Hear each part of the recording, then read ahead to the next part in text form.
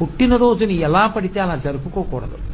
పుట్టినరోజు జరుపుకునేటటువంటి వ్యక్తి ఆ రోజు తెల్లవారుజామున నిద్రలేచి అభ్యంజన స్నానం చెయ్యాలి. అంటే ఒంటికి నూనె వ్రాసుకుంటే అలక్ష్మి పోతుంది.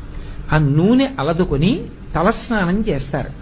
చేసే ముందు పెద్దవాళ్ళు తల మీద నూనె పెట్టి ఆశీర్వచనం చేయడం, వెన్నుపాము నిమరణం ఆచారంగా వస్తోంది.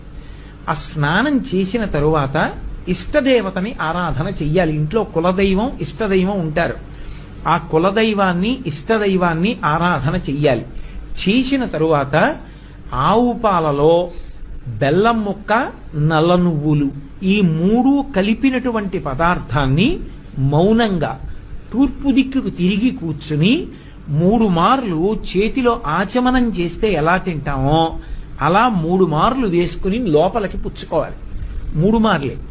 ఎందుచేత అంటే నల్ల నువ్వులు, బెల్లం, ఆవు పాలు కలిసినటువంటి పదార్థాన్ని 3 మాటలు పుచ్చుకుంటే వచ్చే పుట్టినరోజు లోపల ఏదైనా గండకాలం ఉంటే తొలగిపోతుంది అని. కాబట్టి ఈ 3 పదార్థములు కలిసినటువంటి దాన్ని చేతిలో వేసుకుని 3 మార్లు పుచ్చుకోవాలి. పుచ్చుకున్న తర్వాత 7 చిరంజీవులు ఉంటారు. అంటే వాళ్ళు పుట్టుక చేతనే చిరంజీవిత్వాన్ని పొందారు. ఇంకా కొంతమంది చిరంజీవిత్వాన్ని